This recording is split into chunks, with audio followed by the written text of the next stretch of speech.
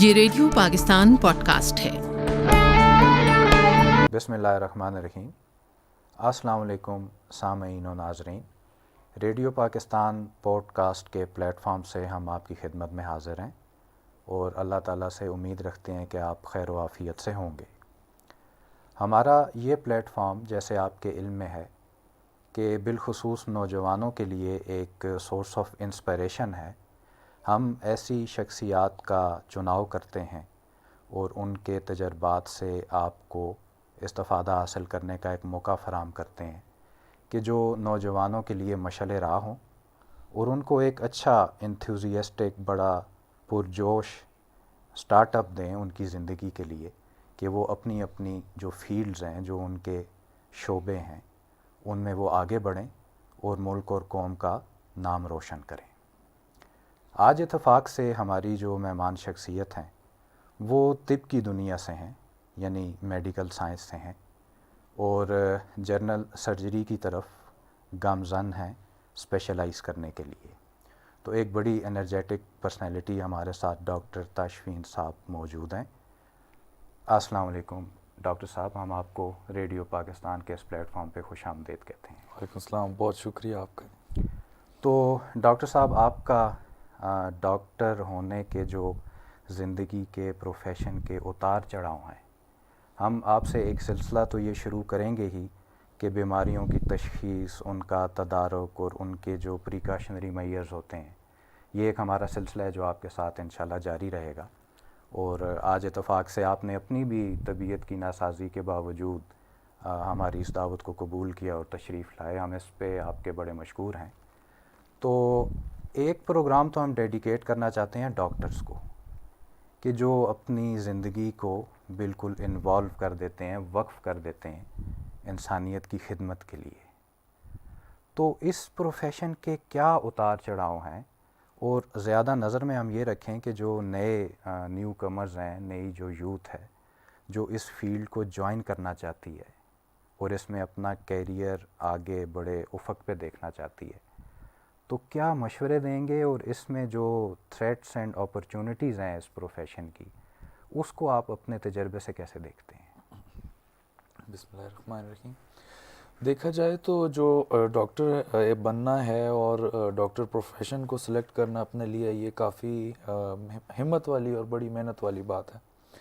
باقی سارے کچھ پروفیشنز ہیں، ان کی بھی پڑھائیاں مشکل ہیں سب کچھ، لیکن اس میں یہ ہے کہ اس میں آپ کو پڑھائی کے ساتھ ساتھ ہمت اور حوصلہ بہت رکھنا پڑتا ہے۔ جی جی، کیونکہ ہیومن لائف، انسانی زندگی جو ہے وہ کافی ایک بہت نازک چیز ہے، اور اس میں آپ ارسپانسبلٹی یا اس طرح کا بیہیویئر آپ رکھ نہیں سکتے۔ احساس ذمہ داری بہت بلند ہوتا ہے اس میں، اور کافی آپ کو ذمہ داری کے ساتھ اپنے جتنے بھی فرائض ہیں، جس بھی لیول پہ آپ ہیں، ہاؤس آفیسر سے آپ شروع کرتے ہیں اور پھر آگے جاتے جاتے جب آپ کنسلٹنٹ بنتے ہیں تو ہر سٹیج کے اپنی آپ کے ساتھ ایک رسپانسبلٹیز بھی بڑھتی جاتی ہیں اسی طرح۔ تو اس میں پڑھائی کے ساتھ ساتھ رسپانسبلٹیز اپنے اوپر لینا اور اس کو پھر اچھی طرح سے نبھانا، یہ تھوڑا سا اس کو جو ہے ڈفرینٹ بناتا ہے باقی پروفیشن، جی، کیونکہ اس میں انسانی زندگی کا معاملہ ہوتا ہے۔ جی جی۔ باقی رہی بات ڈاکٹر بننے کی، تو اس میں تو یہ ہے کہ ہر سٹیج پہ، ہر فیز پہ جو ہے آپ کو ایک سے بڑا اگلا امتحان۔ ڈاکٹر پروفیشن میں سب کو، اکثر لوگوں کو یہی بتاتا ہوں جو بھی میرے سے پوچھتے ہیں، کہ اس میں کبھی بھی آپ اپنے آپ کو فارغ کسی چیز سے نہیں سمجھ سکتے۔ جی جی، ایک ایگزام سے آپ فارغ ہوئے نہیں کہ اگلے کے لیے آپ نے تیاری کمر باندھ لی اور شروع ہو گئے اس کے لیے۔ اور جیسے کہ میں نے ابھی آپ کو بتایا کہ ہاؤس جاب کے لیول سے بندہ شروع ہوتا ہے، جب میڈیکل گریجویٹ ہو جاتا ہے اس کے بعد ہاؤس جاب شروع ہوتا ہے۔ تو یہ جو میڈیکل پروفیشن ہے، انسان کی لائف کے ساتھ ساتھ جیسی اس کی لائف سٹائل، جو ایج اس کا چل رہی ہوتی ہے، اسی پہ ہی جو ہے ویسی ہی رسپانسبلٹیز پڑ رہی ہوتی ہیں۔ جب ایک انسان ہاؤس آفیسر ہوتا ہے، ینگ ہوتا ہے، انرجیٹک ہوتا ہے، پیشنیٹ ہوتا ہے، تو اس ٹائم ڈیوٹی آورز بھی بڑے ٹائٹ ہوتے ہیں، لانگ ڈیوٹیز ہوتی ہیں، زیادہ پیشنٹس آپ کو دیکھنے پڑتے ہیں۔ پھر جو آپ سینئر ہوتے جاتے ہیں تو آپ کے ورکنگ آورز بے شک کم ہو جائیں، جیسے کہ دیکھا جائے فزیکل آپ کی جو ایکسرشنز ہیں وہ کم ہو جاتی ہیں، لیکن اس کے برعکس دوسری طرف دیکھا جائے تو رسپانسبلٹی ساتھ ساتھ بڑھتی جاتی ہے۔ آپ ڈیسیژن میکنگ کے موڈ میں چلے جاتے ہیں، بالکل، جس کے لیے آپ کو اتنا سخت ٹریننگ دی جاتی ہے بالکل، اور اتنا ایکسپوجر دیا جاتا ہے کہ اس قسم کے کیسز آئیں گے تو آپ اپنے جونیئرس کو کیسے، بالکل، کہ آپ نے ان کو کیا گائیڈ کرنا ہے، کہ انہوں نے پیشنٹ کو کس طرح مانیٹر کرنا ہے، اس کو آگے کس طرح اس کی جو بھی دوائیاں ہیں یا جو بھی اس کا ٹریٹمنٹ ہے وہ آگے کیسے چلانا ہے. تو وہ جو جونیئر ڈاکٹرز ہوتے ہیں, جو ہاؤس آفیسرز ہوتے ہیں, وہ پھر آپ کی طرف دیکھ رہے ہوتے ہیں. جی جی. کوئی بھی کمپلیکیشن آ جاتی ہے, کوئی بھی ایمرجنسی آ جاتی ہے, تو وہ اسکلفل تو ہوتے ہیں لیکن ان کا بھی اتنا پیشنٹ دیکھنے کا ایکسپیرینس نہیں ہوتا کہ وہ خود ڈیسیجن لے سکیں. جی جی. اسکلز میں they are well and good, لیکن ڈائریکٹ آپ نے ان کو کرنا ہے کہ اس ٹائم انہوں نے اپنی کون سی اسکل یوز کرنی ہے جو اس پیشنٹ کے لیے آپ نے ان کی ڈھارس بننا ہے. آپ نے ان کے اندر سے جو ان کا ایک اسکلز جو ان کے اندر موجود ہیں اس کو اس پیشنٹ تک کنوے کرنے کے لیے ان کو ڈائریکٹ کرنا. جی جی. ان کے جوہر کو باہر نکالنا. جوہر کو باہر نکالنا تاکہ اس سے ان کی ایکسپرٹیز مزید پالش ہوتی جائیں اور جو پیشنٹس ہیں وہ ان سے فائدہ اٹھا سکیں ان کی اسکل سے. اچھا, پھر جو چیلنجز کی جہاں تک آپ نے بات کی, تو ایک یہ انپریسیڈنٹڈ یہ جو پینڈیمک آئی تھی اور اس سے کافی نقصان بھی ہوا, اور اللہ تعالیٰ جو دنیا سے چلے گئے ان کی کامل مغفرت فرمائے, آمین. تو یہ ایک انپریسیڈنٹڈ چیلنج تھا اور پہلا کچھ ایسا دیکھا سنا نہیں, تو اس کو کیسے میٹ کیا؟ وہ تو بالکل جان جوکھوں میں ڈالنے والی بات. بالکل ایسی بات ہے. اور دوسری بات یہ ہے کہ یہ تو ساری دنیا کو پتہ ہے کہ یہ تو ایک گلوبل ایشو تھا. جی. سارے کنٹریز آلموسٹ جو ہیں وہ ایک ہی طرح افیکٹ ہوئے, لیکن فرسٹ لائن جو اس میں افیکٹ ہونے والے لوگ تھے پیشنٹس کے بعد وہ ڈاکٹرز تھے. جی. کیونکہ وہ اپنی رسپانسبلٹی سے ہٹ بھی نہیں سکتے تھے, اور جو ان کی رسپانسبلٹیز تھیں وہ ان کے لیے جان لیوا بھی تھی. جی. سب سے پہلے دیکھا جائے تو ڈاکٹرز ہی تھے جو کہ افیکٹ ہوئے, اور کافی زیادہ ڈاکٹرز جو ہیں اس سے افیکٹ ہونے کے بعد کوئی سروائیو بھی نہیں کر سکے. کوئی سروائیو بعد میں جب ویکسینیشن یا پہلے تو یہی نہیں پتا تھا نا کہ اس سے بچنا کس طرح ہے. جی. تو ماسک کا کانسیپٹ بھی بہت بعد میں آیا, پیشنٹ اس سے پہلے موجود تھے اور ڈاکٹرز ان کو ٹریٹ کر رہے تھے. تو اس ٹائم جو ہیں ڈاکٹرز نے بڑی ہمت سے کام کیا, اور کافی سارے ڈاکٹرز ایسے ہیں جن کی مثالیں میں خود بھی جانتا ہوں, جن کو پتہ تھا کہ وہ یہ ڈیوٹی کرنے کے بعد شاید نہ بھی بچ سکیں, لیکن پھر بھی انہوں نے بڑی ذمہ داری اور حوصلے کے ساتھ ڈیوٹیز نبھائی ہیں اور اپنی جان دے کے کئی جانیں بچانے کی کوشش کی. تو وہ ایک کافی. اور دوسرا یہ کہ اس میں پھر ایک دم سے جیسے کہ پینڈیمک تھا, کوئی کنٹری یا کوئی ہاسپٹل اس کے لیے ریڈی تو تھا نہیں, کوئی سسٹم اس کے لیے ریڈی تو تھا نہیں. ایک دم سے وہ ایک کہا جائے تو ایک دم سے بریک ڈاؤن ہوا ہاسپٹلس کے اندر, جو ہے ریسورسز کی کمی ہو گئی. جتنے ریسورسز تھے شروع میں تو کوئی پیٹرن بھی نہیں پتا تھا کہ اس کو کس لائن پہ ٹریٹ کرنا ہے. ہر پاسبل ریسورس جو ہے وہ یوز کرنے کی کوشش کرتے تھے, پھر اس میں سے کچھ چیزیں ایسی ہیں جو مس یوز بھی ہو جاتی تھی. لیکن یہ ہے کہ میں خود بھی میں نے ہمیشہ اپنی جو میڈیکل لائف ہے اس میں اسی چیز کو اپنے ذہن میں اور دل میں رکھا ہے پیشنٹ کو ٹریٹ کرتے ہوئے. اور میں جو آنے والے لوگ ہیں, جو نئی جنریشن ہے, ان کو بھی یہ میسج دینا چاہوں گا کہ ہمیں اس بحث میں نہیں پڑنا چاہیے کہ ہمارے پاس کون سے ریسورسز موجود ہیں کون سے نہیں ہیں, ہسپتال کی کیا حالت ہے کیا نہیں ہے. ہمیں یہ دیکھنا چاہیے کہ ہمارے سامنے ایک کیس آ گیا ہے, ایک ایمرجنسی آ گئی ہے, ایک پیشنٹ تکلیف میں آ گیا, ہمارے پاس جو اویلیبل ریسورسز ہیں اس میں سے بیسٹ ہم اس پیشنٹ کے لیے کیا کر سکتے ہیں. بہت خوب. اس میں سے ہم لوگ بیسٹ اس پیشنٹ کو کیسے ڈیلیور کر سکتے ہیں. کیونکہ اگر ایمرجنسی کے ٹائم پہ ہم اس بحث میں پڑ جائیں کہ ہمارے پاس یہ نیڈل نہیں ہے, یہ نہیں ہے, وہ نہیں ہے, تو وہ ٹائم سپینڈ ہو جائے گا اور کمپرومائز پیشنٹ کی لائف ہو سکتی ہے. ماشاءاللہ اچھے جذبات ہیں. اور اس آپ کے بات کے دوران میرے ذہن میں یہ خیال آیا کہ جو آپ کا ایک ڈپکشن ہے, جو معاشرے میں آپ کی ایک تصویر ہے مسیحا ہونے کی, تو آپ جیسے ماشاءاللہ انرجیٹک لوگ ہوں اور جیسے یہ وبا کا آپ نے ذکر کیا, تو کچھ نہ کچھ اس امیج کو ریفل کیا گیا ہے یہاں. تو سلسلہ تو آپ کے ساتھ یہ جاری رہے گا. آپ ماشاءاللہ لاہور میں پریکٹس کرتے ہیں, ہم آپ کو انشاءاللہ دعوت دیتے رہیں گے, اور آپ کا یہ بڑی اعلیٰ ظرفی ہے کہ آپ اس کو قبول کرتے ہیں اور ایک پبلک سروس میسج کے لیے آپ اپنے آپ کو اویلیبل رکھتے ہیں. اس کے علاوہ آپ تھوڑا سا ٹیکنیکل چیز پہ آئیں تو ہمارے معاشرے میں جو ہوم میڈیکیشن ہے, از خود جی علاج کر لینا, آپ دیکھیں آپ ایک پیٹرن سے آئے, ایک مخصوص تعلیم حاصل کرنا, اتنی پریکٹس میں جانا, اور سب سے بڑھ کے آپ اس فیلڈ میں جا کے اس تجربے کو حاصل کرتے ہیں جو ہمارے تک کنوے کر رہے ہیں آپ. تو سیلف میڈیکیشن میں آپ کے بھی تو جو کارڈرز ہیں, آپ کے بھی جو کولیگس ہیں, ان میں بات ہوتی ہوگی, تو کچھ آپ ایک لوگوں کے لیے ایک پیغام دیں. بہت ضروری بات, اور یہ بہت ایک خاص بات ہے کہ یہ ایک ایسی بات ہے کہ جس کی طرف لوگوں کا دھیان نہیں جاتا. بہت اس کو وہ لائٹ نوٹ پہ اور لائٹ موڈ میں لیتے ہیں کہ ہم بچپن سے دوائی کھاتے آئے ہیں اور یہ کھا لیں گے اور وہ کھا لیں گے. میں ویسے زیادہ کمپیریزن کرتا تو نہیں ہوں ہمارے کنٹری کا اور مختلف کنٹریز کا، کیونکہ ہر کنٹری کی اپنی ایک ریس ہے، ہر کنٹری جو ہے اپنی ایک ایولیوشن میں سے ایک سٹیج میں سے گزر رہا ہے، تو ریسورسز بھی پھر اسی مطابق ہوتے ہیں. اب ہم لوگ جو ہے تو ایولیوشن کے کسی فیز میں ہوں اور جو کافی ہم سے آگے ہیں، ہم ان کے ساتھ کمپیریزن کرنا ریسورسز میں شروع کر دیں تو یہ ایک انجسٹ ہوگا، یہ ایک اچھی بات نہیں ہوگی. تو میں اس میں یہ کہنا چاہتا ہوں کہ جو کافی کنٹریز ہیں جو کہ جن کی میڈیسن ہم سے کافی ایڈوانس ہے، وہاں پہ تو اینٹی بایوٹکس اور کچھ میڈیکیشنز ایسی ہیں جو ڈاکٹر کی پرسکرپشن کے بغیر آپ خرید بھی نہیں سکتے. جی. ایون کہ آپ کو ایک تھوڑا سا بخار بھی ہے تو اس کے لیے بھی آپ پہلے جنرل فزیشین کے پاس جائیں گے. وہ آپ کو بے شک کوئی ایسی گولی کے جو سیف ہے بہت، آپ جو خود بھی لے کے کھا سکتے ہیں، سیف ہے، لیکن وہ آپ کو پرسکرائب کریں گے، آپ جا کے فارمیسی سے لیں گے اور آپ کھائیں گے تھرو پروپوزل. لیکن ہمارے یہاں جو ہے یہ مسئلہ دو وجوہات کی وجہ سے ہوتا ہے. ایک تو یہ ہے کہ جو میڈیسن کی اویلیبلٹی ہے، آپ جا کے کوئی بھی میڈیسن خرید سکتے ہیں.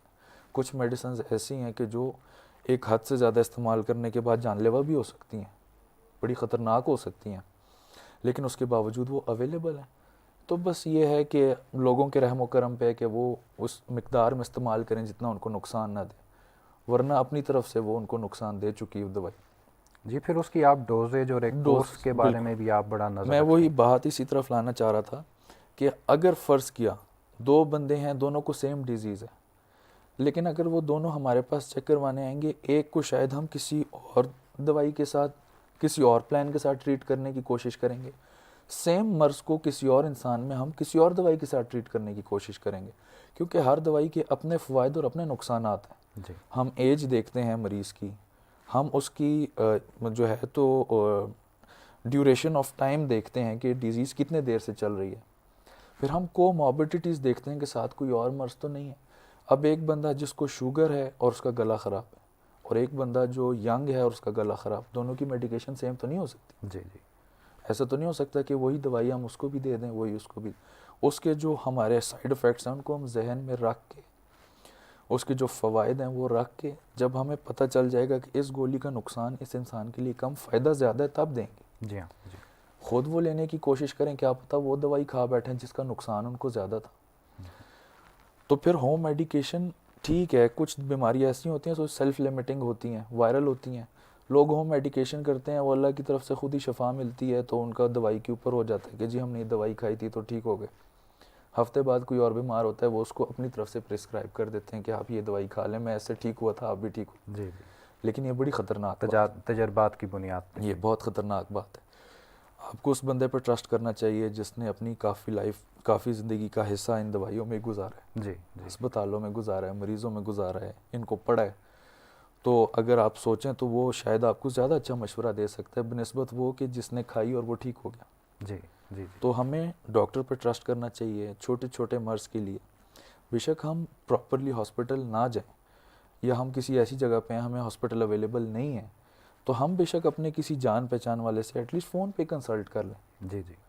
ٹھیک ہے، ایٹ لیسٹ آپ کو وہ نقصان والی چیز نہیں بتائے گا. جی. اگر اس کو نہ بھی پتہ ہو آپ کے فائدے کی چیز، یہ ضرور پتہ ہوگا کہ اس سے نقصان ہے، اس سے آپ رک جائیں. جی. جی. ٹھیک ہے. تو کسی ڈاکٹر، کوئی بھی دوائی لینے سے پہلے کسی ڈاکٹر سے کنسلٹ کر لینا، یہ صحت کے لیے بہت بہترین چیز ہے. اور پھر ڈاکٹر صاحب اس میں ایک اس کا ذیلی سوال یہ بنتا ہے کہ ہم اپنی قوت مدافعت کو یعنی امیونٹی کو، اور اس پینڈیمک میں تو اس کی کافی پذیرائی ہوئی، اس کو کافی چرچا بھی ملا، ہم اس کو بھی اپنے ورکنگ موڈ میں آنے ہی نہیں دیتے، دوائی لینے میں ذرا جلد بازی کا مظاہرہ بھی کرتے ہیں. تو اس کے بارے میں بھی آپ ایک اچھا سا مشورہ. اس کے لیے یہی میری بات کا اگلا پورشن یہی تھا، میں آپ کو یہی کہنے لگا تھا کہ ہم جس طرح پیشنٹ کی ہسٹری دیکھ کے اس کو دوائی دیتے ہیں، اسی طرح ہی ہم اس کو ایک خاص ٹائم کے لیے دوائی دیتے ہیں. جی. کہ یہ دوائی آپ نے 3 دن کھانی ہے، یہ دوائی آپ نے 5 دن کھانی ہے، بجائے کہ آپ 2 دن بعد ٹھیک ہو جائیں. بے شک اللہ کرے آپ 1 دن کے بعد ٹھیک ہو جائیں، کورس آپ نے پورا کرنا.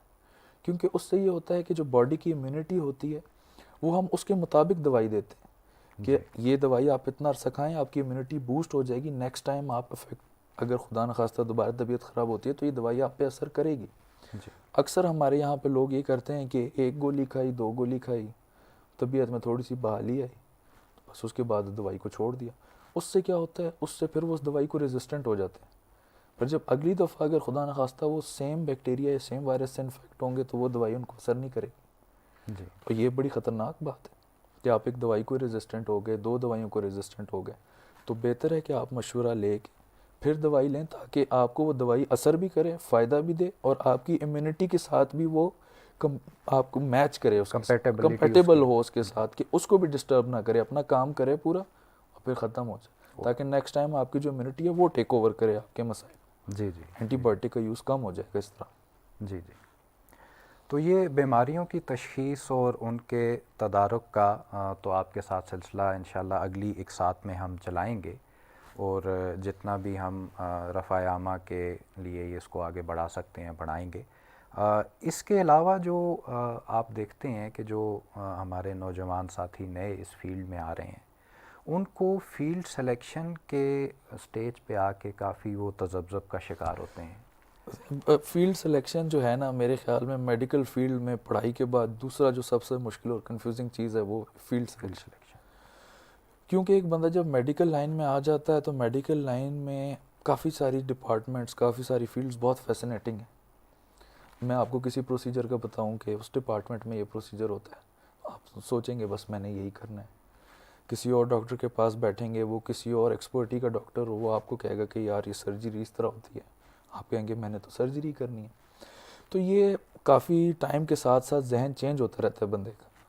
میرا اپنا جو ایکسپیرینس ہے وہ بھی یہی ہے کہ میں نے پہلے جب میں میڈیکل اسٹوڈنٹ تھا تو میں نے کافی سارے ڈپارٹمنٹس کے بارے میں سوچا. اب کہتے ہیں تو میں نام بھی بتا دیتا ہوں. پہلے میں نے اینستھیزیا کے بارے میں سوچا, تو میرے گھر میں جب پتہ چلا, میرے ماموں بھی ڈاکٹر ہیں ماشاءاللہ, انہوں نے جب سنا کہ اینستھیزیا, تو انہوں نے کہا سوال ہی نہیں پیدا ہوتا, اینستھیزیا میں تو اتنی پریشانی ہوتی, اتنا سٹریس. میں بچہ تھا, میں ڈر گیا, میں نے کہا پتہ نہیں کیا ہوتا ہے, میں نے اینستھیزیا چھوڑ دیا.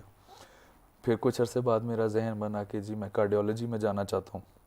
جب میں کارڈیولوجی گھر میں بات کی اور اس طرح میں نے اس پہ کافی میرا دل پکا تھا کہ میں کارڈیولوجی میں جاؤں. لیکن پھر آگے جاتے جاتے میرا آئی کا بھی ذہن بنا.